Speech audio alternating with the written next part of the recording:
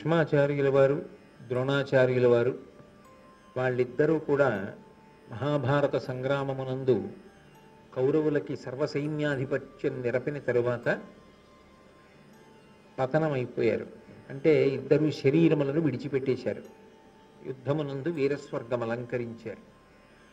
అలా వాళ్ళిద్దరూ శరీరత్యాగం చేసిన తరువాత కర్ణుడికి సర్వసైన్యాధిపతిగా దుర్యోధనుడు పట్టాభిషేకం చేశాడు. పట్టాభిషేకం చేసిన తరువాత యుద్ధం ప్రారంభం అయ్యేటటువంటి సందర్భం ఏర్పడింది. కర్ణుడు యుద్ధానికి బయలుదేరాలి. మొదటి రోజు యుద్ధం జరిగినప్పుడు గొప్ప సంగ్రామం జరిగింది. ఆ కర్ణుడు కూడా విజృంభించి యుద్ధం చేశాడు. కానీ చీకటి పడేసరికి మాత్రం యథార్థానికి కర్ణుడి పక్షం వైపు, అంటే దుర్యోధనుడి పక్షం వైపు చాలా గొప్ప నష్టం సంభవించింది. ఇంత గొప్ప నష్టం సంభవించినప్పుడు ఏం చెయ్యాలి? తర్వాత అంత నష్టం జరగకుండా మళ్ళీ ఎలా పూడ్చుకోవాలి, ఎటువంటి వ్యూహాన్ని అనుసరించాలి అనేటటువంటి దాని మీద తర్జన భర్జన పడ్డారు. ఏనుగు మొలకి కట్టేటటువంటి మొలత్రాడు ఏది ఉంటుందో దాన్ని జెండాగా స్వీకరించి ఉంటాడు కర్ణుడు. అందుకని ఆ ఏనుగు మొలత్రాడు జెండాగా కలిగినటువంటి కర్ణుడు తనకి సర్వసైన్యాధిపత్యం ఇవ్వగానే దుర్యోధనుడికి అభయం ఇచ్చాడు. నా ప్రతాపం చేత, నా శౌర్యం చేత పాండవులను నిర్జిస్తాను. అర్జునుణ్ణి సంహరించి ఈ అఖండ భూమండలాన్ని కూడా నీకు కట్టబెడతాను. నువ్వు సార్వభౌముడవై యథేచ్ఛగా పరిపాలన చేద్దువుగానివి అని మొదటి రోజు మకర వ్యూహాన్ని రచించాడు. దానికి సమర్థవంతంగా ఎదుర్కొనడం కోసం అర్జునుడు అర్ధచంద్ర వ్యూహాన్ని రచించాడు. ఆ యుద్ధం జరిగినప్పుడు కర్ణుడు యుద్ధానికి వెడితే నకులుడు యుద్ధభూమిని విడిచిపెట్టి పారిపోయాడు, కర్ణుడితో యుద్ధం చెయ్యలేక. అంటే యథార్థానికి ఆ రోజున కర్ణుడు తలుచుకుంటే నకులుడిని సంహరించగలడు. కానీ కేవలముగా కుంతీదేవికి తానిచ్చినటువంటి మాట జ్ఞాపకానికి వచ్చి నకులుణ్ణి సంహరించకుండా విడిచిపెట్టేశాడు. ఆ తర్వాత మొదటి రోజు యుద్ధం పూర్తయినప్పుడు బేరీజు వేసుకుంటే ధర్మరాజు గారి పక్షం కన్నా నిజానికి దుర్యోధనుడి పక్షం వైపే ఎక్కువ నష్టం జరిగింది. రెండవ రోజు యుద్ధానికి బయలుదేరే ముందు కర్ణుడు దుర్యోధనుణ్ణి పిలిచి కొన్ని మాటలు చెప్పాడు. అర్జునుడు నాకన్నా గొప్పవాడు ఏం కాదు. ఆయన దగ్గర ఎన్ని దివ్యమైనటువంటి అస్త్రములు ఉన్నాయో అన్ని దివ్యమైనటువంటి అస్త్రములు నా దగ్గర కూడా ఉన్నాయి. నిజానికి అర్జునుడిలో లేనివి నాలో ఉన్నవి కొన్ని లక్షణాలు ఉన్నాయి. గట్టితనం కానీ, చురుకుతనం కానీ, లక్ష్యాన్ని గురి చూసి కొట్టడం కానీ, నేర్పు కానీ, లేకపోయినట్టయితే శౌర్యము కానీ, ధైర్యముతో తెగించి యుద్ధభూమిలోకి వెళ్ళడం కానీ, అపారమైన బాహుబలం కానీ అర్జునుడి కన్నా నాకే ఎక్కువ. అందుచేత దుర్యోధన, నువ్వు బెంగపెట్టుకోవలసిన అవసరం లేదు. అర్జునుడు నాకు ఎదురుగుండా నిలబడి యుద్ధం చెయ్యలేడు, కాబట్టి అర్జునుడిని సంహరిస్తాను. అర్జునుడు సంహరింపబడిన తరువాత ఇక పాండవులు గెలవడం అన్న ప్రసక్తే ఉండదు. కాబట్టి ఈ అఖండ భూమండలానికి నువ్వు సార్వభౌముడవుతావు. కానీ నీకు కొన్ని విషయాలు చెప్తాను, జాగ్రత్తగా వినమని కర్ణుడు దుర్యోధనుడితో చెప్పాడు. అర్జునుడికి ఖాండవవన దహనం చేసినప్పుడు గాంధీవాన్ని బహూకరించాడు. అది దివ్యమైనటువంటి ధనస్సు. ఆయన దగ్గర అంత పెద్ద ధనస్సు ఉందని మనం బెంగపెట్టుకోవలసిన అవసరం లేదు. నా దగ్గర కూడా ఒక ధనస్సు ఉన్నది. ఆ ధనస్సు పేరు విజయము. యథార్థమునకు ఆ ధనస్సు దేవతల చేత పరశురాముడికి ఇవ్వబడింది. పరశురాముడు నేను చేసినటువంటి శుశ్రూష చూసి ఆనందించి యోగ్యుడైనటువంటి శిష్యుణ్ణి అని మనసులో నన్ను మెచ్చుకుని నాకు ఆ ధనస్సుని బహూకరించాడు. అర్జునుడి దగ్గర గాంధీవం ఉంటే నా దగ్గర విజయం ఉన్నది. అగ్నిహోత్రుడు ఖాండవన దహన సమయంలో అర్జునుడికి దివ్యమైనటువంటి రథాన్ని బహూకరించాడు. దానితో పాటుగా ఉత్తమాశ్వములను బహూకరించాడు. అక్షయబాణ తూణీరములను ఇచ్చాడు. నాకు యథార్థానికి అవన్నీ లేవు. లేకపోయినా వచ్చిన నష్టం లేదు, నేను పూరణ చేసుకోగలను. ఎందుకని అంటే నేను ఒక రథం మీద వెడుతున్నప్పుడు ఆ రథానికి ఏదైనా వైక్లభ్యం జరిగితే దాన్ని అధిగమించడం కోసం నన్ను అనుగమించి ఉత్తమమైనటువంటి రథములు వస్తూ ఉంటాయి. కాబట్టి అర్జునుడికి అగ్నిహోత్రుడిచ్చిన రథం లాంటి రథం నాకు లేదన్న బెంగ లేదు. ఇక అర్జునుడికి అక్షయ బాణతూణీరాలు ఉన్నాయి. అందులో ఎన్ని బాణములను తీసినప్పటికీ ఇంకా కొత్తగా బాణములు వస్తూ ఉంటాయి. అయితే నాకు అలా బాణములను ఇవ్వగలిగినటువంటి అక్షయ బాణతూణీరములు లేవనేటటువంటి బెంగ పెట్టుకోవలసిన అవసరం లేకుండా ఎన్నో బాణములను ఆయుధములను రథంలో వేసుకుని నేను వెనకాతల తీసుకుని వెడతాను. కాబట్టి నా దగ్గర కూడా ఆయుధాలు అయిపోయాయి అన్న ప్రసక్తి రాదు, బెంగలేదు, పూరణ చేస్తాను. అగ్నిహోత్రుడిచ్చినటువంటి గుర్రాలు అర్జునుడి దగ్గర ఉన్నాయి. నేను కూడా ఉత్తమాశ్వములను నా రథానికి కట్టి తీసుకుని వెడతాను. అది కాక ఎటు నా వెనక వచ్చేటటువంటి కొన్ని రథాలకి ఉత్తమాశ్వములు పూంచబడి ఉంటాయి. ఇక నాకు లేనిది అర్జునుడికి ఉన్నది ఒకే ఒక్కటి. సారథి అర్జునుడికి చాలా గట్టివాడు, సాక్షాత్ శ్రీకృష్ణ పరమాత్మ. కేవలము రథసారథ్యం చేయడం కాదు, ప్రమాదభరితమైనటువంటి పరిస్థితులు ఏర్పడినప్పుడు ఎలా అధిగమించాలో సలహా చెప్తాడు. పొదివి పట్టుకుని కాపాడుకుంటాడు. నాకు అటువంటి సారథి లేడు. నాకు కూడా రథాన్ని నడపడానికి ఉత్తముడైనటువంటి సారథిని నువ్వు నియమించగలిగితే నా ప్రతాపం ఏమిటో ఇవాళ యుద్ధభూమిలో చూద్దుగానివి. కాబట్టి నాకు ఒక మంచి సారథిని ఇవ్వవలసింది అని అడిగాడు. అడగగానే తప్పకుండా నీకు అటువంటి సారథిని ఇతపూర్వమే నేను తీసుకొచ్చి సిద్ధం చేసి ఉంచాను, కాబట్టి బెంగబెట్టుకోకు, నీకు అటువంటి సారథిని ఏర్పాటు చేస్తాను, కృష్ణుడితో తుల్యమైనటువంటి సారథి అన్నాడు. ఎవరైనా శల్యుడు, మాద్రికి స్వయంగా సోదరుడు. అటువంటి మద్రదేశాధిపతి అయినటువంటి శల్యుడు యథార్థమునకు నకుల సహదేవులకు మేనమామ కాబట్టి ధర్మరాజుకు కూడా మేనమామ. మేనమామ మేనల్లుళ్ళకి సహాయం చెయ్యాలి. అందుకే మహాభారత యుద్ధం ప్రారంభం అవుతోంది అనగానే ఆయన కూడా బయలుదేరి వచ్చాడు. అసలు నిజానికి ఆయన బయలుదేరింది ఉపప్లావ్యానికి వెళ్ళి ధర్మరాజు గారికి తన సహకారం అందించాలి అని. కానీ శల్యుడికి ఒక పెద్ద బలహీనత ఉంది. ఎవరైనా తనని పొగిడితే వశపడిపోతాడు. ఇది తెలుసు కాబట్టే మద్రదేశం దగ్గర నుంచి ఉపప్లావ్యం వరకు శల్యుడు ఏ మార్గంలో ప్రయాణిస్తాడో ఆ మార్గం అంతటా కూడా పందిళ్ళు వేయించాడు, చాందినీలు వేయించాడు, నడబావులు తవ్వించాడు, అలాగే నృత్యములు ఏర్పాటు చేశాడు. వస్తున్నటువంటి సైన్యానికి వాహనాలకి కావలసినటువంటి సమస్త సదుపాయములను దుర్యోధనుడు సమకూర్చాడు. రోజు శల్యుడు అనుకునేవాడు ఇవన్నీ ధర్మరాజు గారు ఏర్పాటు చేశారనుకునేవాడు. ఒక రోజున మార్గమధ్యంలో ఆయాసం కలగకుండా ఇంత గొప్ప ఏర్పాట్లు చేస్తున్నటువంటి ఆ ధర్మరాజు గారికి సంబంధించిన మంత్రి ఎవరో ప్రవేశపెట్టమన్నాడు. ఈ మాట అనగానే దుర్యోధనుడు లోపలికి వచ్చి చేతులు కట్టుకుని, నేనే ఇవన్నీ ఏర్పాట్లు చేశాను, మీకోసం నేనే చేశా, మీ మీద నాకున్న గౌరవం అటువంటిది అన్నాడు. ఎప్పుడైతే పొగట్టకి వశపడిపోయేటటువంటి లక్షణం ఉన్నవాడు శల్యుడై ఉన్నాడో ఆ దుర్యోధనుడిని చూసి అన్నాడు, నీకు ఏది కావాలో కోరుకో, నీకు ఇచ్చేస్తానన్నాడు. ఆ మాట అనగానే దుర్యోధనుడు అన్నాడు, సత్య సరస్వతివగు ఔచిత్య విశారదము నీదు చిత్తము, నియమౌదాత్యంబు మెరయ నాకు అమాత్యుడవై పూని నడపు మత్సైన్యంబున్. నాకు మంత్రివై ఈ మహాభారత యుద్ధంలో నాకు సహకారం చేసి నా సైన్యాన్నంతటినీ నడిపించి నాకు విజయాన్ని కట్టపెట్టు. వెంటనే శల్యుడు అన్నాడు, తప్పకుండా నేను నీ పక్షానే యుద్ధం చేస్తాను. దుర్యోధనుడు గడుసుతనంతో ఒక మాట అన్నాడు, కలప పాండవులను ధార్తరాష్ట్రులు నీకు ఒక్క రూప భక్తియుక్తి జాల నీవు నన్ను మాననీయుండుగాగా అనుగ్రహించి తద పరిగ్రహింపు. మేమందరం సోదరులం కదా, పాండవులు నాకు సోదరులు, వాళ్ళకి నేను సోదరుణ్ణి అయినప్పుడు నువ్వు వాళ్ళకే మేనమామ ఎలా అవుతావు, మాకు మేనమామవే. కాబట్టి అటువైపు పక్షానికి వెళ్ళి సహకారం చేసినా నాకు సహకారం చేసినా తేడా ఏముంటుంది, ప్రేమ నా పట్ల కూడా చూపించచ్చు. అవతల జరగబోయేది యుద్ధం, అలా ఎలా చెల్లుతుంది?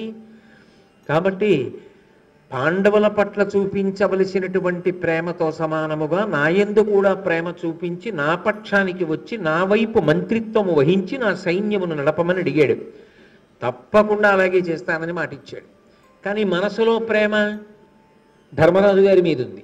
అందుకని ఉపప్లావ్యానికి వెళ్ళాడు. వెళ్ళి ఉపప్లావ్యంలో ధర్మరాజు గారిని చూశాడు, ఆయనతో మాట్లాడాడు. శల్యుడికి ఉన్నటువంటి బలహీనత ధర్మరాజు గారికి కూడా బాగా తెలుసు. అందుకే గొప్ప అతిథి సత్కారం చేశాడు, తీసుకెళ్ళాడు, ఉచితాసనం ఇచ్చాడు, కూర్చోపెట్టాడు, అర్ఘ్యపాద్యాలు ఇచ్చాడు, గొప్పగా స్తోత్రం చేశాడు. ఇంత ఆదరణ చూపించేటప్పటికీ శల్యుడు కూడా పాండవుల యొక్క ధార్మిక నిష్టని, అరణ్యవాస అజ్ఞాతవాస కాలములయందు వాళ్ళు పడినటువంటి కష్టాలని, వాళ్ళ ఓర్పుని, వాళ్ళ ధృతిని, వాళ్ళ ధర్మాన్ని పొగిడి, ఒకనాడు ఇంద్రుడు ఎంత కష్టపడ్డా తరువాతి కాలంలో సుఖపడ్డాడో అలా ధర్మాన్ని పట్టుకున్నటువంటి మీరు కూడా సుఖపడతారు, అందులో ఏమీ సందేహం లేదు అన్నాడు. అంటే ధర్మరాజు గారు చాలా సంతోషించాడు. ధర్మరాజు గారు చూపించినటువంటి ఆదరణకి పొంగిపోయినటువంటి శల్యుడు మళ్ళీ ధర్మరాజు గారితో అన్నాడు, నీకేం కావాలో కోరుకో, నీకు ఇస్తానన్నాడు. ఎక్కడ ఎవరు పొగిడితే అక్కడ లొంగిపోతుంటాడు. ధర్మరాజు గారు చాలా చాలా తెలివైనవాడు, ఎక్కడా కూడా ఇబ్బంది పడే స్థితిని కల్పించుకోడు. అందుకని ఆయన అన్నాడు, మీరు నాకు చెయ్యవలసినటువంటి ఉపకారం ఒకటి ఉంది. మీరు అవతల దుర్యోధనుడికి మాటిచ్చానటి వైపు యుద్ధం చేస్తానని మాటిచ్చాను అని చెప్తున్నారు, నేను కాదనను. మీరు పెద్దలు, మీకు ఆ ప్రేమ ఉండవలసిందే, ఆ విశాల హృదయం ఉండవలసిందే, సేవించిన వారిని అనుగ్రహించవలసిందే. మేలు చేసి తిరిగి ఒక్కరి మెచ్చి వారి కోర్కి తీర్చుట పెద్దల గుణము కాదే, అది మదీయ చిత్తమునకు హర్షకరము, తివిరి ఒక్కటి వేడద అవధరింపు. అది పెద్దలకు ఉండవలసినటువంటి లక్షణం మామయ్య గారు. తనని సేవించిన వాళ్ళకి వరం ఇస్తారు. దుర్యోధనుడు ముందొచ్చాడు, మిమ్మల్ని సేవించాడు, కాబట్టి మీరు ఆయనను అనుగ్రహించారు. యథార్థానికి ద్రుపదుడు ఉద్యోగ పర్వంలో చెప్పింది ఏమిటంటే, రాజులకు ఒక లక్షణం ఉంటుంది, ముందు ఎవరు వెళ్ళి అభ్యర్థిస్తే వాళ్ళ పక్షాన నిలబడతారు. కాబట్టి శల్యుడు, జరాసంధ కుమారుడు, ఇటువంటి వారందరి దగ్గరికి కూడా ముందుగానే దూతలను పంపమన్నాడు. వీళ్ళు పంపే లోపలే దుర్యోధనుడు జాగ్రత్త పడి శల్యుణ్ణి తనకి వశం చేసుకున్నాడు. కాబట్టి మీరు దుర్యోధనుడికి వరం ఇచ్చారు, దుర్యోధనుడి పక్షాన యుద్ధం చేస్తానంటున్నారని నేనేం బెంగ పెట్టుకోవట్లేదు. మీరు అలా చెయ్యొద్దు అని కూడా నేను మిమ్మల్ని నిర్బంధించను. ఎందుకనంటే మీ పెద్దరికం నిలబడాలి, మీరు ఇచ్చిన మాట నిలబడాలి. మీరు అటే యుద్ధం చేయండి, కానీ నన్ను వరం కోరుకోమన్నారుగా, నాకొక్క ఉపకారం చేయండి. ఈ కాలమునందు అంటే మహాభారత యుద్ధ కాలమునందు గొప్ప సారథులు ఇద్దరే ఉన్నారు. నిజానికి వాళ్ళు సారథ్యము చెయ్యవలసిన వాళ్ళు కారు. ఒకరు కృష్ణ భగవానుడు, వేరొకడు శల్యుడు. వాళ్ళిద్దరూ కూడా కేవలం సరదాకి నేర్చుకున్నటువంటి విద్య ఈ సారథ్యం. కృష్ణుడితో సమానమైన సారథి ఆ రోజుల్లో శల్యుడు ఒక్కడే. కాబట్టి కృష్ణుడు అర్జునుడికి సారథ్యం చేస్తున్నాడు. అర్జునుణ్ణి పడగొట్టాలని నిరంతర ప్రయత్నం చేసేవాడు కర్ణుడు. కర్ణుడికి ఉత్తమమైన సారథి కావాలి కనుక దుర్యోధనుడు మిమ్మల్నే సారథిగా నియమిస్తాడు. మీరు కర్ణుడికి సారథ్యం చెయ్యవలసి వస్తే తప్పకుండా చెయ్యండి, కానీ అదే పనిగా విమర్శించండి, ఎత్తిపొడుపు మాటలు మాట్లాడండి, అతని యొక్క శౌర్య ధైర్యములు నీరు కారిపోయేటట్టుగా మాట్లాడండి. దాని చేత కర్ణుడు జావగారిపోతాడు, మనసు చెదిరిపోతుంది, ఆయనకి లక్ష్యశుద్ధి లోపిస్తుంది. అది అదునుగా చూసి అర్జునుడు కర్ణుడిని మట్టు పెడతాడు. కాబట్టి మీరు మాకు ఆ ఉపకారం చేసి పెట్టండి అన్నాడు. వెంటనే శల్యుడు అన్నాడు, కర్ణుని సారథినైనను నిర్ణయమున ఏను పార్థునింకాచదా, ఆ దుర్నయ విచారు నిమ్మి కర్ణ కఠోరంబులాడి కలతున్ బోరన్. నేను చేసేది కర్ణుడికి సారథ్యం చేస్తా, కానీ అర్జునుడు గెలవడానికి మార్గం సుగమం చేస్తా. కర్ణ కఠోరమైన మాటలన్నీ కర్ణుని యొక్క హృదయము తూట్లు పడిపోయేలా మాట్లాడతా. దాని చేత కర్ణుడికి స్థిరచిత్తం లేకుండా చేసేస్తా. అందుకే శల్య సారథ్యం అని పేరు వచ్చింది. ఎవరికి సారథ్యం చేశాడో ఆయన మరణించడానికి ఈయన కారణమయ్యాడు. మనసు ఒక చోట, సేవ ఒక చోట. పొగిడితే లొంగిపోయేటటువంటి లక్షణం ఎంత ప్రమాదకరమో మహాభారతంలో శల్యుడి యొక్క జీవితం మనకి నిరూపణం చేస్తుంది.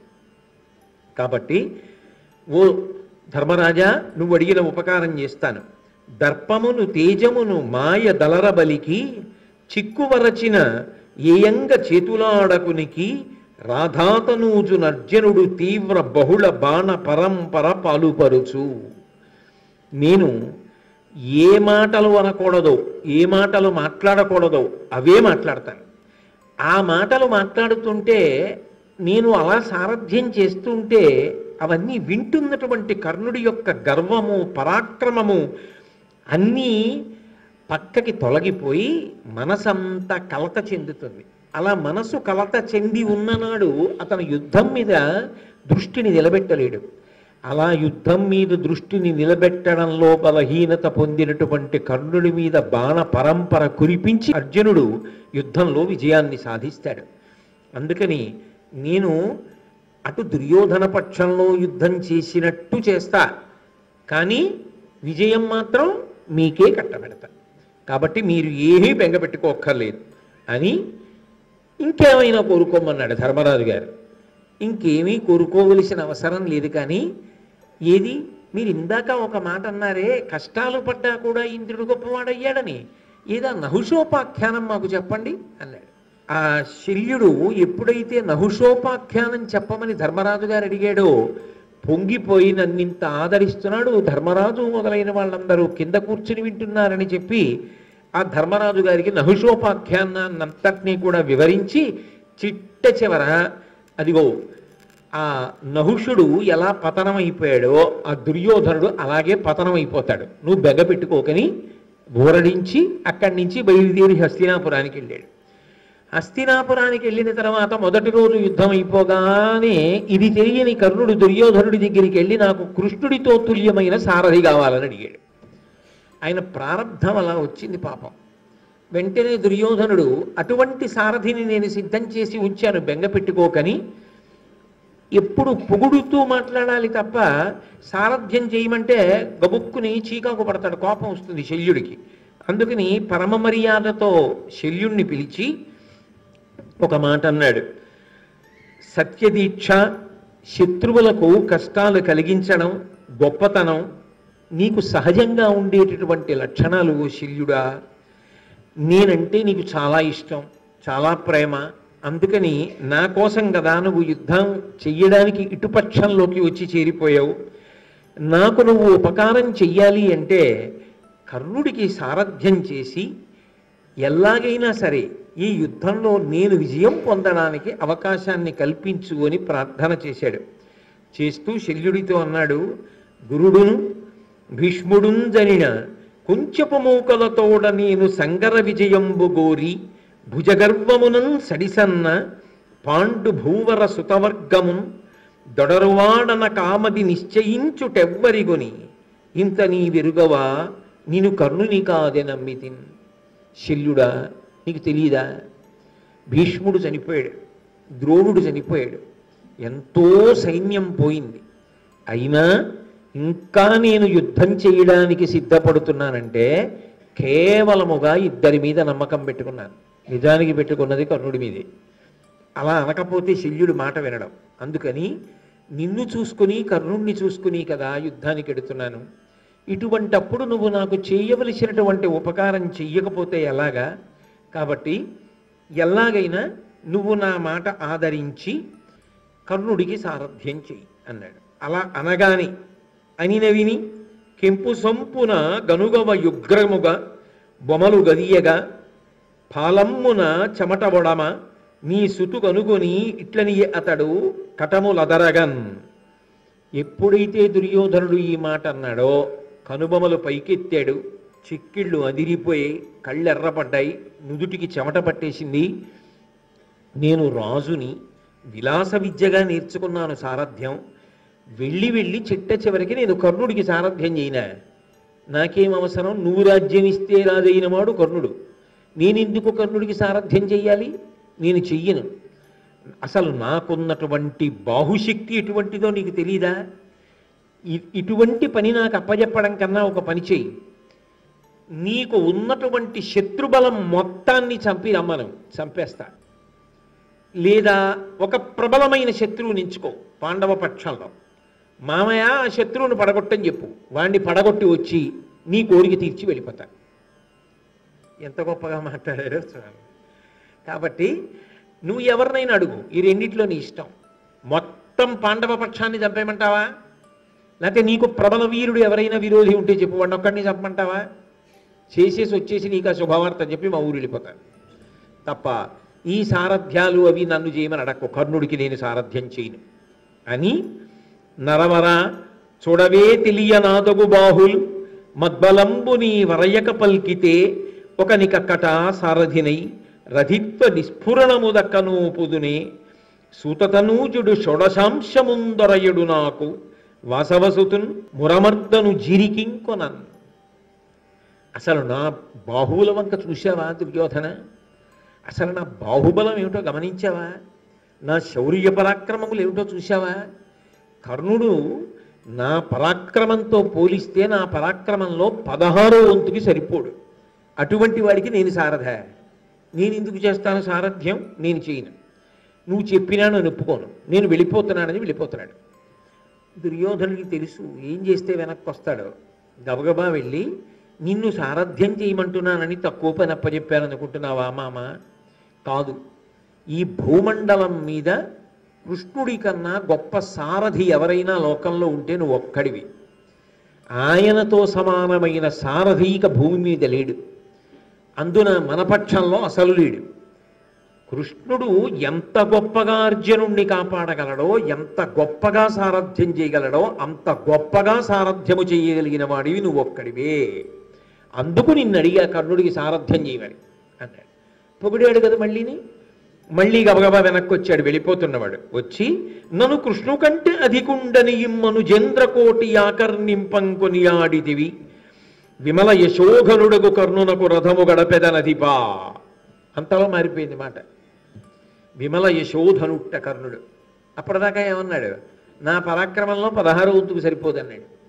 అబ్బబ్బా, కర్ణుడు ఎంత గొప్ప కీర్తి కలవాడయా, ఎంత పరాక్రమం ఉన్నవాడయా, ఎంత మాట అన్నావు. ఇంతమంది రాజులు చూస్తుండగా కృష్ణుడితో సమానమైన సారథ్య ప్రతిభ కలిగిన వాడిని నేనే అన్నావు.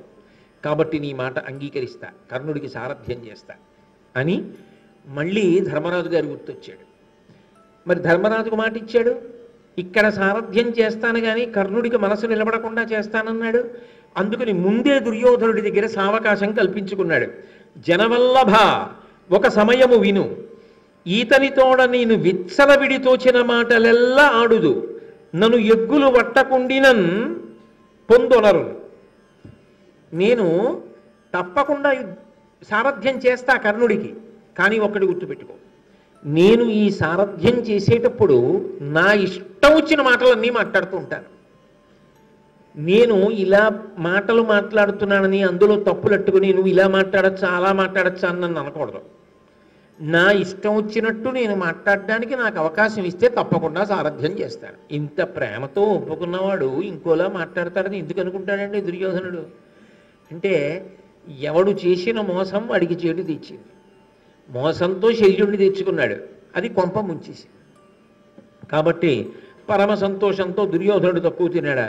త్రిపురాసుర సంహార ఘట్టం అంతా చెప్పి ఆ రోజున పరమశివుడు త్రిపురాసుర సంహార ఘట్టంలో త్రిపురుల్ని పడగొట్టాడు అంటే, ఆ త్రిపురాసురుల్ని నిర్జించాడు అంటే కేవలము చతుర్ముఖ బ్రహ్మగారు సారథిగా లభించడం వల్ల కదా. ఇవాళ నీ వంటి సారథి లభించిన తరువాత కర్ణుడు మాత్రం ఎందుకు గెలవడు? తప్పకుండా గెలుస్తాడు. కాబట్టి ఆయనకి సారథ్యం చెయ్యమని అడిగాడు. ఆయనకి సారథ్యం ప్రారంభం చేశాడు, సారథిగా కూర్చున్నాడు. యుద్ధభూమిలోకి రథం బయలుదేరింది. కర్ణుడు అన్నాడు, నా రోష ప్రతాపములు ఎటువంటివో చూశావు కదా. నారాచాది మహోగ్రబాణ పటలీ నానా విధోల్లాసముల్ సైరింపన్ ధృతిలేక పాండుతనయుల్ సంభ్రాంతి నొందంగా విస్మేరంబై ఖచర వ్రజంబు వడగన్ మెత్సంగ నీచూట్కి దుర్వారోదగ్రత నేడు చూపెద భుజావష్టంభ సంరంభినై. దేవతలందరూ కూడా ఆశ్చర్యపోతుండగా నా యుద్ధం యొక్క గొప్పతనం ఏమిటో చూసి నువ్వు ఆశ్చర్యపోయి వెనక్కి తిరిగి కనుబొమలెత్తి నన్ను అభినందిస్తుంటే పాండవులందరూ కాకావికలైపోయేటట్టుగా ఇవాళ నా పరాక్రమం ఏమిటో చూపిస్తాను. శల్య రథం నడుపు, యుద్ధభూమిలోకి పోని. అర్జునుడు ఎక్కడైనా దొరికితే రథం చూపించిన వాడికి బహుమానాలు కూడా ఇస్తాను. అలా డబ్బులు ఎందుకులే పాడు చేస్తావు, దాచుకో అన్నాడు శల్యుడు. అని వెంటనే ఓ మాట అన్నాడు, రోషమహాటోపభీషణ హరితోడ సమరంబునకు హరిణముగడంగి దానధారాభీల దంతావళముతోడ సంగ్రామమునకు శిశంబుగడగి చండ స్వభావోగ్ర పుండరీకముతోడ ఆజికి సారమీయంబుగడగి దారుణ తుండాతి ఘోర గృధ్రముతోడ కలహంబునకు ఉరగంబుగడగి అడరునట్లు కాదే అస్త్రకళా సముజ్వలుడు పార్థుతోడ సంగరమునకీవు గడగి అడరుటెల్లరాధేయ నీకెట్టి బలము ఎందుగలదు. ఏమిటో రాధేయుడా, కర్ణుడా, ఏమిటేమిటో మాట్లాడుతున్నావు. నువ్వు వెడుతున్నది ఎవరి మీదకి యుద్ధానికో తెలుసా? అర్జునుడి మీద యుద్ధం చేస్తానని వెడుతున్నావు. అది ఎలా ఉందో తెలుసా నువ్వు చెప్పే మాట వినడానికి? కోరి కోరి ఒక జింక సింహంతో యుద్ధం చేయడానికి వెడితే ఎలా ఉంటుంది? ఒక ఏనుగు జోలికి ఒక కుందేలు వెడితే ఎలా ఉంటుంది? ఒక భయంకరమైనటువంటి పెద్ద పులితో యుద్ధం చేయడానికి ఒక కుక్క వెడితే ఎలా ఉంటుంది? బ్రహ్మాండమైనటువంటి గ్రద్ద ఒకటి భూమి మీదకి వస్తుంటే దానికి అడ్డుపడి పాము దాంతో యుద్ధానికి వెడితే ఎలా ఉంటుంది? పాండవులతో యుద్ధం అందులో అర్జునుడితో యుద్ధం అటువంటిది. నీకెందుకయ్యా నీకు అక్కర్లేని పనులు? నువ్వేమో అదిగో రెండో పక్షంలో చెప్పిన జింక అటువంటి వాడివి, వాళ్ళేమో పెద్ద పులులు, సింహాలు, గరుడ పక్షులు అటువంటి వాళ్ళు. ఆ అర్జునుడితో నీకెందుకు యుద్ధం? నీ మాన నువ్వేదో హాయిగా జీవనం చేయక ఎందుకంటావు నీకు యుద్ధాలు అని అంటూ ఆ శల్యుడు కర్ణుడి యొక్క హృదయం తూట్లు పడిపోయేటట్టుగా మాట్లాడాడు. నిజంగా సగం శల్యుడే చంపేశాడు. అసలు మానసిక స్థిమితం లేకుండా చేసేశాడు కర్ణుణ్ణి. అనవిని మద్రరాజు అతనికిట్లను సత్యపరాక్రములు, శౌర్యఘనులు, భుజవీర్యమహితులు, భూరి తేజోధనులు, అఖిలాస్త్రవిత్తములు, ఆర్యులు, అమరపతికైన రణమున భయము పుట్టింపంగనోపుదురు అప్పాండు భూపతనయులు. ఏవమారలనింత దూలవో పలికెదా ఇప్పుడు పల్కరాదెట్లు నీకు గండివజ్యా నినాదమ్ము గ్రమ్మి కర్ణ విదళనము చేసినను భీము కథ మిరుంగులొలసి చూట్కులు మిరిముట్లు గులిపినను భయంబు పెళ్ళున అప్పుడు వాయడగుగాక. ఓ కర్ణుడా, యుద్ధభూమిలోకి వెళ్లే ముందు అలా యుద్ధం చేస్తా, ఇలా యుద్ధం చేస్తా, నా భుజబలం ఇంతటిది, నా పరాక్రమం ఇంతటిది, నా శౌర్యం ఇంతటిది, పాండవులు కాకావికలవుతారు, ఇవన్నీ చెప్పడం బాగానే ఉంటుంది. నిజంగా యుద్ధభూమిలోకి వెళ్ళిన తరువాత అర్జునుడు కనపడి గాంధీవాన్ని చేత్తో పట్టుకుని ధనుష్టంకారం చేసినా నీ చెవులు బద్దలైపోతాయి. భీముడు కనపడి గదని గిరగిరా తిప్పితే నీ కళ్ళు బైర్లు కమ్ముతాయి. అప్పుడు నీకు నోట మాట రాదు, అలా స్తంభించిపోతావు. యుద్ధం ఏమిటి? అసలు యుద్ధం చెయ్యడానికి నీలో కదలికుంటేగా. వాళ్ళని చూస్తే చాలు, ఒకడు ధనుష్టంకారం చేస్తే చాలు, ఒకడు గద తిప్పితే చాలు, ఇక నీకు తోడు యుద్ధం కూడానా? ఏం చేద్దామని బయలుదేరావు? అలాంటి వాళ్ళతో యుద్ధం ఏంటి? అసలు అర్జునుడితో యుద్ధం అంటావేంటి? అర్జునుడు ఎవరో నీకేమన్నా తెలుసా? అర్జునుడు సాధించింది ఏమిటో తెలుసా? రాత్రిమైదాకి క్రూరతబోర మగటిమివాసిన అంగారు పర్ను కంటే ఘోషయాత్రావిధి గురురాజు చెరపట్టి మానమీదిన చిత్ర సేను కంటే ఖండవోద్యానంబు కావా నేరక సిగ్గుబడి చన్న నిర్జర ప్రభుని కంటే క్రీడాకిరాతుడై క్రోడంబునకు గాగా బెనకి చిక్కిన త్రిలోచనుని కంటే ఎక్కుడైన వీరుడే అర్జునునితోడ బొడుతూ నుడుతూ అనిన బోలుకాక వినుము సుతతనయ మన బోటులాతని చెరుతుమనుట నోరిచేటుగాదే. ఎవరనుకుంటున్నావు అర్జునుడంటే? ఒక రాత్రి యుద్ధంలో అంగారపర్ణుడు అనేటటువంటి గంధర్వుణ్ణి చిత్తుగా ఓడించాడు. అలాగే నీకు తెలుసుగా ఘోషయాత్రలో చిత్రసేనుడు అనబడేటటువంటి గంధర్వుణ్ణి ససైన్యంతో ఓడించాడు. ఖాండవ దహన సమయంలో తానొక్కడే ఇంద్రుణ్ణి కూడా ఓడించి అగ్నిహోత్రుడికి ఖాండవవనాన్ని దహించడానికి అవకాశం కల్పించాడు. పరమశివుడంతటి వాడు యుద్ధానికి వస్తే యుద్ధం చేసి శివుణ్ణి మెప్పించాడు. అటువంటి అర్జునుడితోటి నీకు అక్కరలేని యుద్ధం ఎందుకయా? అనవసరం కదా. అంటే కర్ణుడికి ఎక్కడ లేని చీకాకు కలిగి నువ్వు నోరు మూసుకుని సారథ్యం చేస్తావా, నీ తల పగలగొట్టేయమంటావా అని అడగవలసి వచ్చింది. అంత మాట అన్న తర్వాత కూడా అసలు నువ్వు నా తల ఎందుకు పగలగొడతావు? నేను సారథ్యం చేసే ముందు పెట్టిన నియమం ఏమిటి? నా ఇష్టం వచ్చినట్టు మాట్లాడతాను, అడ్డు పెట్టడానికి వీల్లేదు, తప్పు అనడానికి వీల్లేదు అంటే కదా వచ్చా. అప్పుడు ఒప్పుకునేగా నన్ను తీసుకొచ్చావు సారథిగా. ఇప్పుడు నేను మాట్లాడింది కాదనడానికి నువ్వెవరు? నీ ప్రభువు దుర్యోధనుడే ఒప్పుకున్నాడు. ఈయన అంటున్నటువంటి మాటలన్నింటినీ కూడా దాటి మనసుని చిక్కబట్టి యుద్ధం చేస్తున్నాడు. ఆ యుద్ధం చేస్తుండగా ఒక పర్యాయం ధర్మరాజు గారు చిక్కాడు. ఆ ధర్మరాజు గారిని ఓడించాడు. తలుచుకుంటే కర్ణుడు ఆ రోజున అప్పుడే ధర్మరాజుని సంహరించగలడు. సంపకుండా తల్లి కుంతీదేవికి ఇచ్చిన మాట జ్ఞాపకానికి వచ్చింది. అది ఆయన శీల వైభవం, ఆయన గొప్పతనం. ఆయన ధర్మరాజుని చంపలేదు, చంపకుండా ఎగ్గులాడాడు, పరిహాసం ఆడాడు, వేళాకోళం చేశాడు. క్షత్రియ కులమున జన్మించి ఇది ధర్మము ఇది అధర్మం బని ఎల్ల నెరిగి అట్టి నీకిట్టి మహాహవమున ప్రాణములు దాచికొన శాస్త్రములకు తొలగిపోవుట తగుని నీ బుద్ధి కానగనయ్యే నృపనీతి ఎరుంగవు నీవు బ్రాహ్మణాచార వేదివి యాగాధ్యయనముల వర్తింపు కయ్యంబు వలవ ఉడుగుమింక ననుబోటి దొడరిన ఇంతకంటే ఎడరు వాటిల్లు వేగ పొమ్ము ఇంటికడకు హరియు పార్థుడు ఉన్నడకైన నరుగు ఏను తెగ నీదు ప్రాణానకింత నిజము. ఓ ధర్మరాజా, నువ్వు రాజకుమారుడిగా కదా జన్మించావు, నీకు ధర్మం తెలీదా? ఏది పాటించాలో ఏది పాటించకూడదో తెలీదా? నాతో యుద్ధంలో ఎదురుగుండా నిలబడలేక ఓడిపోయి వెన్నిచ్చి పారిపోతున్నావే ప్రాణాలు నిలబెట్టుకోవడానికి. యుద్ధరంగంలో అలా పారిపోకూడదు, విజయమో వీరస్వర్గమో అని యుద్ధం చెయ్యవలసినటువంటి రాజకుమారుడిగా జన్మించిన వాడివి యుద్ధభూమిని విడిచిపెట్టి పారిపోతున్నావు. ఇంకా నీకే ధర్మం తెలుసు అసలు? యుద్ధాలు నీకెందుకు కానీ చక్కగా వేదాధ్యయనం చేసి యజ్ఞయాగాదులు చేస్తూ ఉంటారు. వాళ్ళ దగ్గరికి వెళ్ళి వాళ్ళతో పాటు కూర్చున్న యజ్ఞయాగాదులు చేసుకో. లేదా క్షేమంగా ఉంటావు, యుద్ధభూమిని విడిచిపెట్టి ఇంటికి వెళ్ళిపో. లేదు ఇక్కడే తిరుగుదాం అనుకుంటున్నావా? నీకు భయం లేకుండా ఉండాలంటే కృష్ణార్జునుడి చాటుకు పో తప్ప ఎక్కడ పడితే అక్కడికి వచ్చి మొనగాడినని యుద్ధం చేయకు. చూసావా నీ ప్రారంధం ఎలా అయిందో అని తరిమి తరిమి విడిచిపెట్టాడు.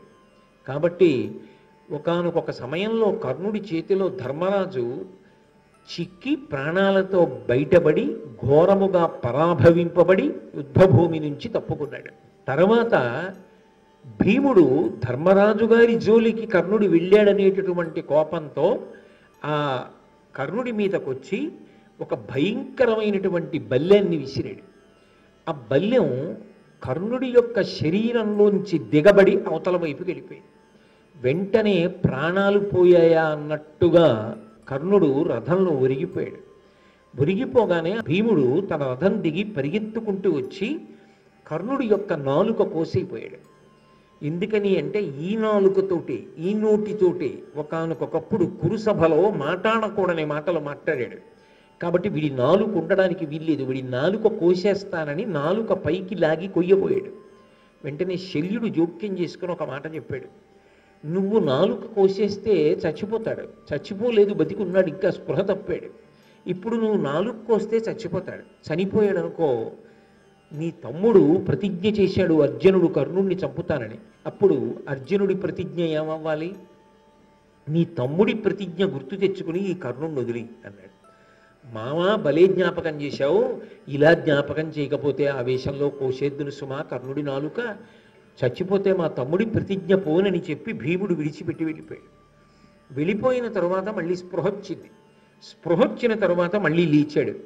లేచి పాంచాల వీరుల్ని నకుల సహదేవుల్ని ఉపపాండవులను సాత్యకిని విశేషంగా బాధించాడు కర్ణుడు.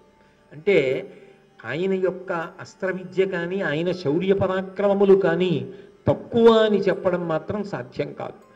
భీముడు అంటారా మహానుభావుడు, అద్భుతమైనటువంటి యుద్ధవీరుడు. అలాగే వేరొక పర్యాయం, రెండో పర్యాయం ధర్మరాజు గారు నకులుడు సహదేవుడు కర్ణుడి యొక్క ధాటిని తట్టుకోలేక ముగ్గురు ఒక్క రథమే ఎక్కేవలసి వచ్చింది. కర్ణుడికి దొరికితే చంపేస్తాడని చెప్పి ముగ్గురు ఒక రథమే ఎక్కారు. ఎక్కి ఇంకా కర్ణుడి చేతి నుంచి తప్పించుకొని ప్రాణాలతో బయటపడితే చాలన్న స్థితిని పొందారు.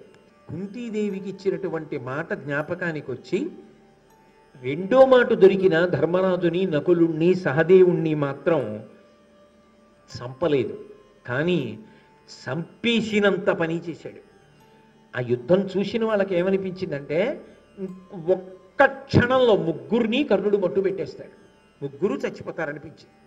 అప్పుడు శల్యుడు జోక్యం చేసుకున్నాడు. అదే సమయానికి భీముడు దుర్యోధనుణ్ణి ఆక్రమించి దుర్యోధనుణ్ణి చంపడానికి సిద్ధమవుతున్నాడు. దుర్యోధనుడు భీముడికి దొరికాడు. ధర్మరాజు, నకులుడు, సహదేవుడు కర్ణుడికి దొరికాడు. వెంటనే శల్యుడు తెలివితేటలుగా అన్నాడు, నువ్వు ఇక్కడ ధర్మరాజుని, నకులుణ్ణి, సహదేవుణ్ణి చంపేస్తావు. ఎవరి కోసం ఈ యుద్ధం? అది ఒకడు చచ్చిపోవడానికి సిద్ధంగా ఉన్నాడు దుర్యోధనుడు. తీరా దుర్యోధనుణ్ణి చంపేసిన తర్వాత వీళ్ళ ముగ్గురిని చంపినా ఎవరి కోసం ఈ యుద్ధం, ఎవరి కోసం ఈ విజయం? కాబట్టి వీళ్ళని చంపడం కాదు, ముందెళ్ళి నీ ప్రభువుని కాపాడన్నాడు. అనగానే వీళ్ళ ముగ్గురిని వదిలేశాడు. వీళ్ళ ముగ్గురిని వదిలి మళ్ళీ భీముడి మీద యుద్ధం చేసి దుర్యోధనుణ్ణి విడిపించుకునేటటువంటి ప్రయత్నంలో వెళ్ళిపోయి ఆ దుర్యోధనుణ్ణి విడిపించుకున్నాడు. కర్ణుడు మధ్యందినటువంటి మార్తాండుడైపోయాడు. ఆ రోజు మధ్యాహ్న యుద్ధంలో అయిపోయి భార్గవాస్త్రాన్ని ప్రయోగించాడు, పరశురాముడిచ్చిన అస్త్రం. ఆ అస్త్రాన్ని ప్రయోగించడం వల్ల పాండవ సైన్యం అంతా కాకావికలైపోయింది. అయిపోయి అసలు యుద్ధభూమిలో నిలబడిన వారు లేరు, అందరూ విన్నిచ్చి పారిపోతున్నారు. ఆ పారిపోతున్న సమయంలో ఈ గొప్ప ఘోషనంతటినీ కూడా కృష్ణార్జునుడు గమనించారు. గమనించి ఈ సమయంలో మనం కూడా కర్ణుడి ముందుకు వెళ్ళడం మంచిది కాదు అర్జున. ఎందుచేత అంటే ఆయన దుర్నిరీక్షుడై ఉన్నాడు, చాలా ఉత్సాహంతో ఉన్నాడు. ఇటువంటి సమయంలో మనం ఎదురుబడితే కర్ణుడి యొక్క వీర ప్రదర్శనమునందు తట్టుకు నిలబడగలమన్న నమ్మకం తక్కువ. కాబట్టి కొంతసేపు అసలు కర్ణుడి ముందుకి వెళ్ళద్దు అన్నాడు కృష్ణుడు. వెంటనే అర్జునుడు అన్నాడు, పట్టపగలింటి సూర్యుని పగిది కర్ణుడు ఉగ్రమూర్తి అయి వెలుగుచునున్నవాడు, మన రథం విప్పుడు మాధవ మరలనిమ్ము బ్రతికియుండిన శుభములు పడయవచ్చు. అర్జునుడు కూడా ఏమన్నాడంటే మధ్యాహ్న కాలంలో వెలిగిపోతున్న సూర్యబింబం ఎలా ఉంటుందో కర్ణుడు అలా ఉన్నాడు. అటువంటి యుద్ధం చేస్తున్నాడు. కృష్ణ, నా రథాన్ని కర్ణుడి రథం ముందు పెట్టకు. ఇప్పుడు గాని యుద్ధానికి ఎడితే కర్ణుడు నన్ను చంపినా చంపుతాడు. కాబట్టి బ్రతికితే సుఖాలు పొందొచ్చు, రథాన్ని దూరంగా తీసుకుపో అన్నాడు. ఆ తర్వాత ధర్మరాజు గారు ఈ కర్ణుడి చేతిలో ఘోరంగా అవమానింపబడి విడవబడ్డాడు కదా రెండో మాట నకుల సహదేవులతో కలిపి. నకుల సహదేవుల్ని యుద్ధానికి పోయి భీముడికి సహాయం చేయండి అని చెప్పి ఆ కర్ణుడు అన్న మాటలు మనసుని ములుకుల్లా గుచ్చుకుంటుంటే తట్టుకోలేక శిబిరానికి వెళ్ళిపోయి శరీరంలో గుచ్చుకున్న బాణాలన్నీ బయటికి లాగించుకుని అపారమైన శోకంతో పడుకుని ఉన్నాడు. ఆ తర్వాత కృష్ణార్జునుడు ఇద్దరు వచ్చారు. వచ్చిన తరువాత కర్ణుణ్ణి గెలిచి వచ్చాడు అర్జునుడు అనుకుని ధర్మరాజు గారు మాట్లాడటం, నేను ఇంకా గెలవలేదు అని చెప్పడం. ఆగ్రహించినటువంటి ధర్మరాజు గారు గాంధీవాన్ని కృష్ణుడికి ఇచ్చేయి, కృష్ణుడు గెలుస్తాడన్నాం. గాంధీవం ఎవరికైనా ఇచ్చేయమని ఎవడంటాడో వాడి తల పగలగొట్టేస్తాను, వాడిని చంపేస్తానని ప్రతిజ్ఞ చేశానని చెప్పి అర్జునుడు వరలోంచి కత్తి తీయడం. ఇదెక్కడి గొడవ? శత్రువీరుల్ని చంపడం మానేసి మీలో మీరు పొడుచుకు చచ్చిపోతే ఇంకా యుద్ధం ఎవరి కోసమని కృష్ణుడు ఆపి అర్జునుణ్ణి, పెద్దవాణ్ణి అనరాని మాటలంటే చంపినట్టే.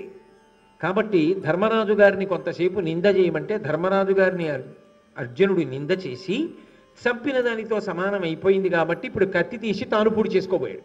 ఇది నువ్వెందుకు పొడి చేసుకుంటున్నావు అన్నాడు కృష్ణుడు. ఇంతటి మహాత్ముడు ధర్మరాజు గారిని నిందించాను కాబట్టి ఈ శరీరంతో ఉండలేను, నేను పొడి చేసుకుంటానన్నాడు.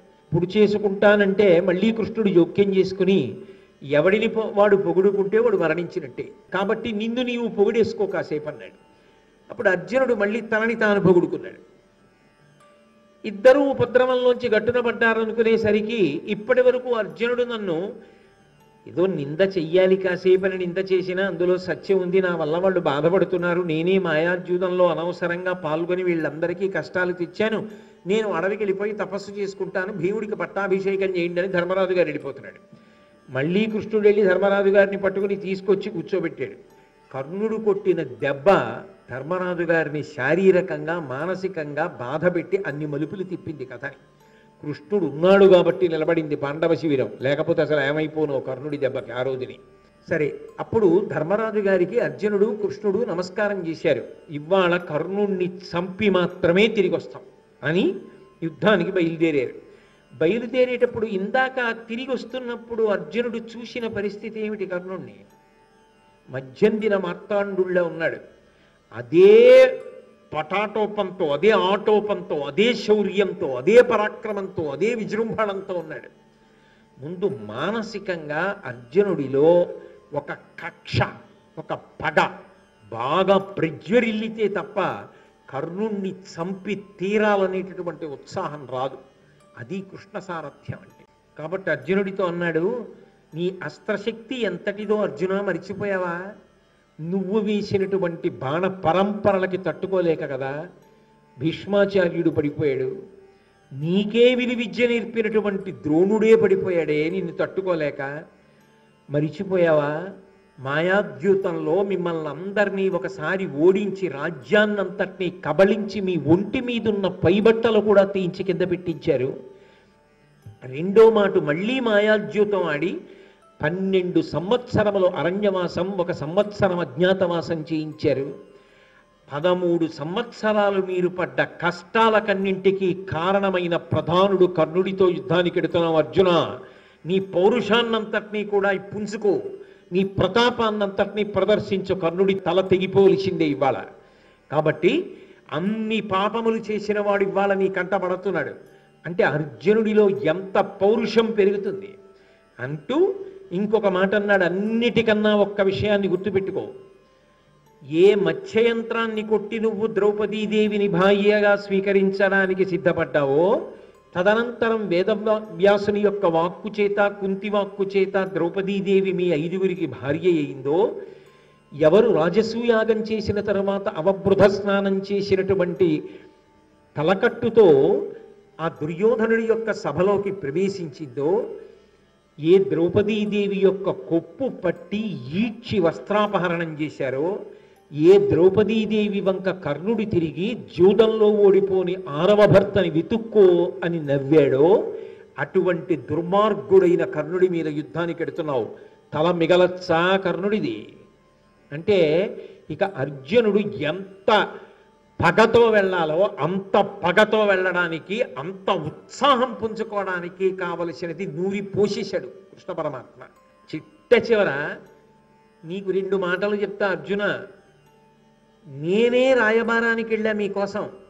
నేను రాయబారానికి వెళ్ళినప్పుడు నన్నే పట్టాలి, బంధించాలి అని ప్రయత్నం చేసిన దుష్ట చతుష్టయంలో ఈ కర్ణుడు లేడా? కృష్ణుడంటే ప్రాణం అర్జునుడికి. నన్ను పట్టాలనుకున్నాడు కదా, ఇప్పుడు నువ్వు పౌరుషం ప్రదర్శించవా? దానికి ప్రతీకారం ఇప్పుడు చెయ్యవా? అన్నిటికన్నా అర్జున నువ్వు స్మరించవలసినది ఒకటి ఉంది. నీ కొడుకు ముక్కుపచ్చలారనివాడు, మహావీరుడు.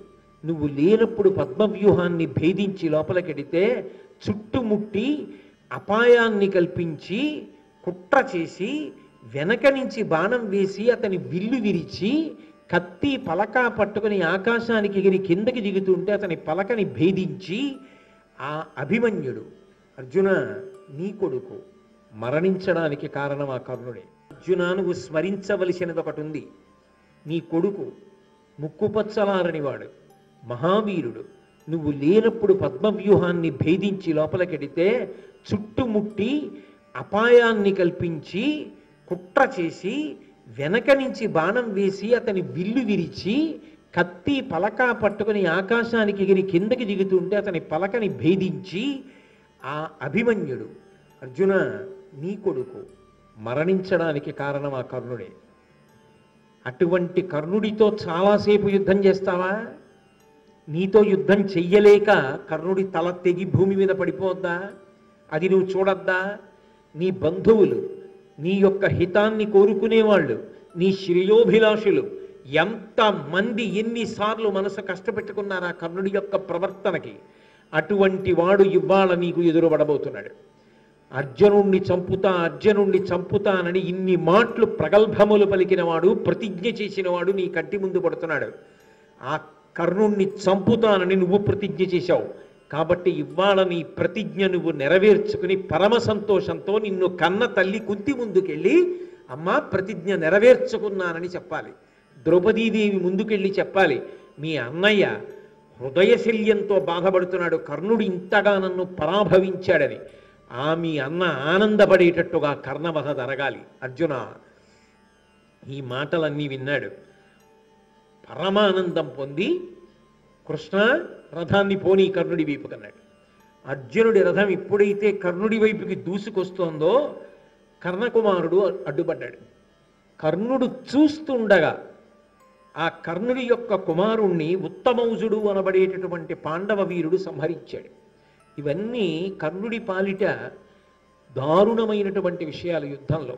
ఎందుకని అంటే ఏదో మాయ చేశారో లేకపోతే కుట్ర చేశారో అని నేను అంటలేదు.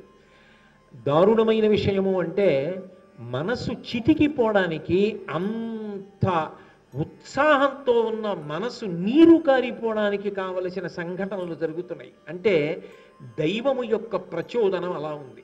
భారత యుద్ధం పూర్తి అయిపోవాలంటే కర్ణుడు పడిపోవడం వినా మార్గం లేదు. అందుకే కళ్ళ ముందు కుమారుడు మరణించాడు.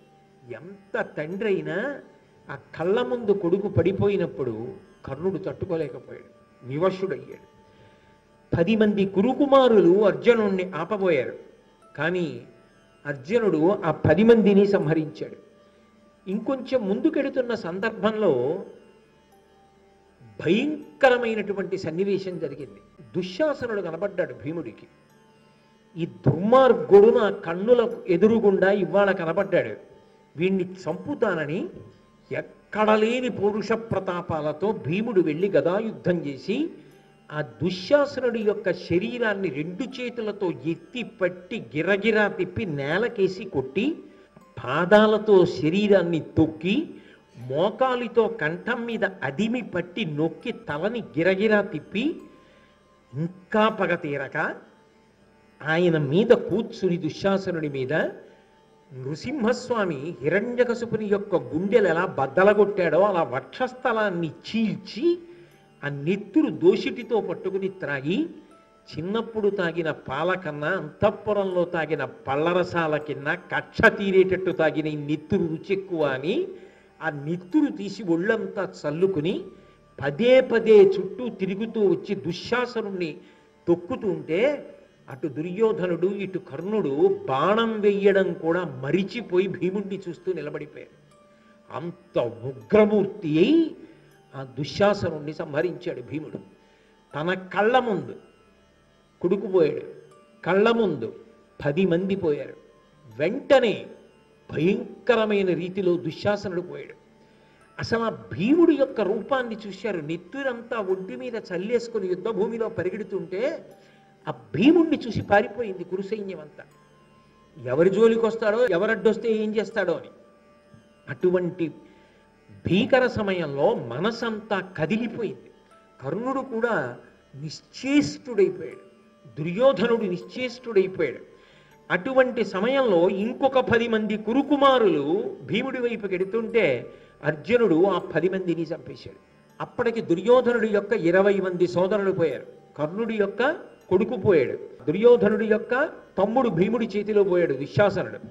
ఇన్ని వెంట వెంట వెంట వెంట వెంట వెంట ఒక్క క్షణంలో జరిగిపోతున్నాయి. ఎంత పెద్ద మంట అయినా 10 బిందెలతో అదే పనిగా తెచ్చి నీళ్లు పోసేస్తుంటే ఎలా చల్లారిపోతుందో, అప్పటి వరకు మధ్యందిన మార్తాండుడిలా వెలిగిపోయిన కర్ణుడిలో ఉన్నటువంటి పౌరుష ప్రతాపాలు కొంత తగ్గడానికి, ఆయన మనసు వికలమవడానికి ఇది కారణమైంది.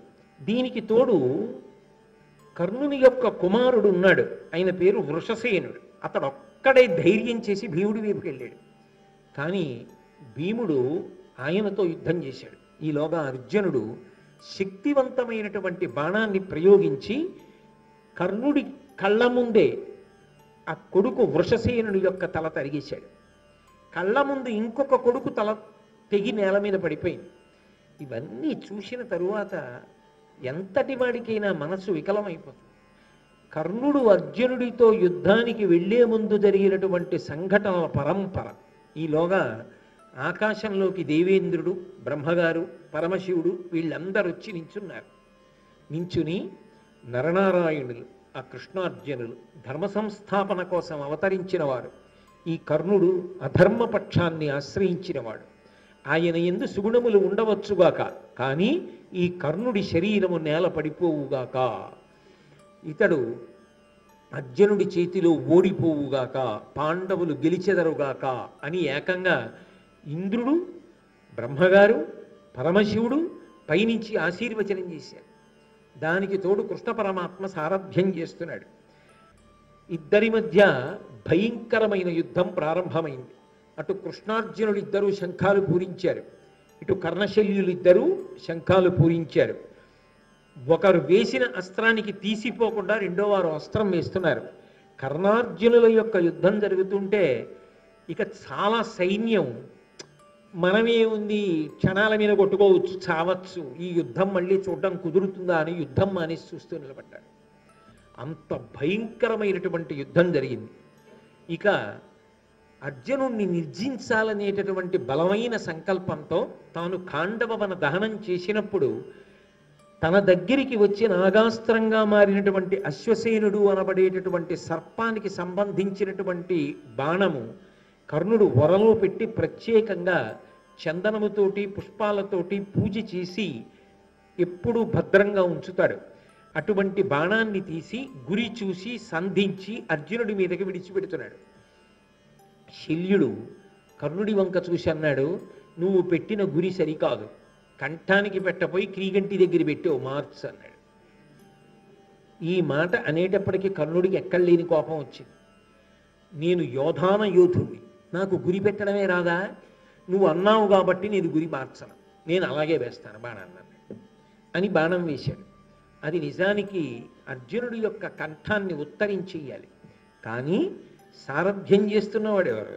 కృష్ణ పరమాత్మ. అందుకే ఆయన రథాన్ని 5 అంగుళాలు భూమిలో దిగబడిపోయేటట్టుగా తొక్కాడు. ఆ బాణం కంఠానికి గురిపెట్టింది. 5 అంగుళాల రథం కిందకెళ్లడంలో, అర్జునుడు కూడా కిందకెళ్లడంలో కిరీటాన్ని కొట్టి వెళ్ళిపోయింది. అయినా పగ తీరకని మళ్ళీ వస్తుంటే కృష్ణుడు ఈ వృత్తాంతాన్ని అంతటినీ చెప్పిన కారణం చేత 6 బాణములు ప్రయోగించి అర్జునుడు ఆ సర్ప సంబంధమైన బాణాన్ని తుత్తునియలు చేసేశాడు, ముక్క ముక్కలు చేసేశాడు. కర్ణుడు ఎంతో కష్టపడి యుద్ధం చేస్తున్నాడు. భార్గవాస్త్రం జ్ఞాపకానికి వస్తుందేమో అర్జునుడి మీద ప్రయోగిద్దామని ఎంతో ప్రయత్నం చేశాడు. పరశురాముడి శాపం ఉంది కదా, భార్గవాస్త్రం స్ఫురణకి రాలేదు. అవతల అర్జునుడు బాణములు కుప్పించేస్తున్నాడు. అదే సమయంలో ఆ కర్ణుడి యొక్క రథచక్రం భూమిలో దిగబడిపోవడం మొదలుపెట్టింది. అవతల సరిగ్గా నిలబడడానికి లేదు. భార్గవాస్త్రమా జ్ఞాపకానికి రావట్లేదు. అర్జునుడా బాణ పరంపర కురిపించేస్తున్నాడు. రథమా కదలదు, ధనస్సా విరిచేశాడు. అయినా ఇంకొక ధనస్సుని బాణాన్ని తీసుకుని యుద్ధం చేశాడు. ఎంత గొప్ప యుద్ధం చేశాడంటే గాంధీవం యొక్క అల్లెతాడు కట్టే ముడి విడిపోయేటట్టుగా కొట్టాడు. మళ్ళీ ముడిని సరి చేసుకుని అర్జునుడు యుద్ధం చేశాడు. కిందకి దిగి ఆ రథం యొక్క కాడి కింద తన భుజం పెట్టి ఆ రథాన్ని పైకెత్తడం కోసమని ప్రయత్నించాడు. అయినా ఆ రథం పైకి రాలేదు. కానీ ఆశ్చర్యం ఏమిటంటే ఈ భూమి అంతా కులపర్వతాలతోటి సముద్రాలతోటి 6 అంగుళాల పైకి లేచింది. అంటే కర్ణుడి యొక్క భుజశక్తి అటువంటిది. మొత్తం భూమి లేచింది, కానీ ఆ రథం మాత్రం భూమిలోంచి పైకి రాలేదు. జ్ఞాపకానికి వచ్చింది, ఒకప్పుడు ధేనువుని కొట్టాను, కావాలని కొట్టలేదు, సాధన చేస్తుండగా బాణం తగిలింది. నీకు అనేక ఆవులు ఇస్తాను, దూడలు ఇస్తానన్నాను, ఆయన వినలేదు. ఎవరిని మనసులో పెట్టుకుని ఇంత తీవ్ర సాధన చేసి ధేనువు మీద బాణం పడేటట్టుగా కొట్టావో ఆ వీరుడితో యుద్ధం చేసేటప్పుడు నీ రథచక్రము భూమిలో కుంగిపోవుగాక అని శపించాడు. వెంటబడి బ్రతిమాలిన ఆయన అంగీకరించలేదు, ఆ శాపాన్ని ఉపసంహారం చేయలే. అందుకే రథచక్రం భూమిలో దిగబడిపోయింది అనుకున్నాడు. అనుకుని అర్జునుడి వంక చూసి అర్జునుడు అరదంబు చక్రంబు ధరజాల కృంగిన ఎత్తెద అంతకు నీయకుండు, ఏను భూమిస్థుడ నీవు రథస్థుండ, వియ్యడ తగవగు నీయకునికి విరిదలవానికి విరధుని ఆయుధం విడినవానిని శూరులేయరిందు మహిత శూరుడవను మాత్రగా ఉత్తమ కురుడవు రణధర్మ కోవిదుండవు ఇట్టి నీవు తగిన ఎట్టి భంగిన అని చెయ్యవలయు ఇట్లు చెప్పుటెల్ల పాడి ఏర్పడంగ పలుకుట గాని గోవిందునకును నీకు వెరచి కాదు. అర్జున, నువ్వు రథం మీద ఉన్నావు, నేను భూమి మీద ఉన్నాను. నా రథచక్రం కుంగిపోయింది, నా రథచక్రం భూమిలోంచి పైకి రావట్లేదు. నేను రథాన్ని ఎత్తి సరిచేసుకునే ప్రయత్నం చేస్తున్నాను. అయినా ఎదుటి వీరుడు భూమి మీద ఉన్నా లేక అస్త్రములను విడిచిపెట్టి వెన్ను చూపించి పారిపోతున్నా తల విరబోసుకుని ఉన్నా అటువంటప్పుడు ధర్మాత్ముడైనటువంటి ఎదుటి వీరుడు బాణములు వేసి కొట్టకూడదు. నువ్వు ఉత్తమ వంశమునందు జన్మించావు, గొప్ప అస్త్ర విద్య నేర్చుకున్నావు, ధర్మం తెలిసిన్నవాడివి. నేను ఇప్పుడు బాణములు వెయ్యలేని స్థితిలో ఉన్నాను, రథాన్ని ముందు భూమి మీద సరిచేసుకునే ప్రయత్నంలో ఉన్నా. అయినా నువ్వు ఆపకుండా బాణప్రయోగం చేస్తున్నావు. కొంతసేపు బాణప్రయోగం ఆపు. నీకో గోవిందుడికో భయపడి నేను ఈ మాట చెప్పట్లేదు, ధర్మం చెప్పాలి కాబట్టి చెప్తున్నాను అంటే కృష్ణ పరమాత్మ అన్నాడు, అబ్బా ఇప్పుడు ధర్మం జ్ఞాపకానికి వచ్చిందా? జ్ఞాపకానికి వస్తే రక్షించేది కాదు ధర్మం, అనుష్ఠిస్తే రక్షించేది. నువ్వు ఎంత ధర్మాన్ని అనుష్ఠించావు జీవితంలో? పాండవులను తక్కువ చేసి మాట్లాడినప్పుడు ఈ ధర్మం జ్ఞాపకానికి రాలా? ద్రౌపదీదేవిని అవమానించినప్పుడు ఈ ధర్మం జ్ఞాపకానికి రాలా? అదే పనిగా అర్జునుడిని చిన్నతనం చేసి మాట్లాడినప్పుడు ఈ ధర్మం జ్ఞాపకానికి రాలా? నువ్వు పాటించనిది ధర్మం. నీకు అక్కడికి రమ్మంటే ఎక్కడి నుంచి వస్తుంది? ఇతని రథచక్రము పైకి లేవదు అర్జున, ఎందుకంటే ఇతనికి శాపం ఉన్నది. కాబట్టి నువ్వు వేచి ఉండవలసిన అవసరం లేదు. అతని రథము భూమి మీదకి సక్రమంగా వస్తుందనుకుంటే ఆగవచ్చు, అది వచ్చే సమస్యే లేదు, ఎందుకంటే అది శాపం. కాబట్టి బాణప్రయోగం చెయ్యి అన్నాడు. వెంటనే అర్జునుడు ఒక దివ్యమైనటువంటి బాణాన్ని తీసి ఏను తపశ్చరణంబున దానంబున గురుజనాభితర్పణమున నిత్యాసూన వ్రతశీలుడనేనియు కర్ణు తలత్రించు ఈ శరమనియన్. నేను ప్రతిరోజు కూడా పుణ్యకార్యములు చేసిన వాడనైతే, గురుజనులను తృప్తి పరచినటువంటి వాడనైతే, నిత్యానూన వ్రతశీలుడనేనియు ప్రతిరోజు పుణ్యకర్మలు తప్పకుండా చేసిన వాడనైతే, నేను ఇప్పుడు వేసేటటువంటి ఈ బాణము కర్ణుని యొక్క తలను త్రుంచుగాక అని చెప్పి గాంధీవానికి తొడిగి ఆ బాణాన్ని ప్రయోగించాడు. చరమగిరి నుండి పడియడు తరణికరణి సూతపుత్రు తలవడ కాంతి స్ఫురణోజ్వలంబు అతి సుందరముగు అగు కాయమట్లు ధరణింబడియన్. ఆ అర్జునుడు వేసినటువంటి బాణానికి కంఠం తెగిపోయి ఎంతో అందంగా ఉండేటటువంటి ఆ కర్ణుడి యొక్క తల బంగారు రంగు కలిగినటువంటి శరీరం నుంచి వేరైపోయి నిత్తురు కారుతూ భూమి మీద పడిపోయింది. ఆ శరీరం ఇంకొక పక్కకు పడిపోయింది. అదిప అంతన గనువిచ్చి అఖిల జనలు కనుగొనంగా ఆ యుజ్వల తనువు విడిచి చని సముద్దీప్తమైన తేజంబు వారిజాప్త బింబంబు సొచ్చే అత్యద్భుతముగా. పశ్చిమాద్రిన అస్తమించడానికి సిద్ధపడుతూ ఎరుపు రంగుని పుంజుకుంటున్నటువంటి సూర్యబింబంలోకి కర్ణుడి శరీరంలోంచి ఒక దివ్యమైనటువంటి కాంతి వెళ్ళి కలిసిపోయింది. సూర్యభగవానుడు చూశాట ఆకాశంలోంచి, అబ్బా, నా అనుగ్రహాన్ని పొందినవాడు, నన్ను ఉపాసన చేసినవాడు, నా అంశలో వెలిగినవాడు, భారత యుద్ధానికి కారణమైనవాడు, ధర్మ సంస్థాపనకు నిజానికి పరమకారణమైనవాడు ఇవాళ యుద్ధభూమిలో పడిపోయాడు. తల తెగి నెత్తురు కారుతుండగా అలా పడిపోయాడు. ఎవడు రథం మీద నిలబడి ఉండగా భార్గవాస్త్ర ప్రయోగం చేశాడో, ఎవడు పాండవ సైన్యాన్ని కాకావికలు చేశాడో, వాడు లేని రథం ఇప్పుడు మాత్రం ఆ చక్రం భూమి మీదకి మళ్ళీ మామూలుగా వచ్చేసింది అని.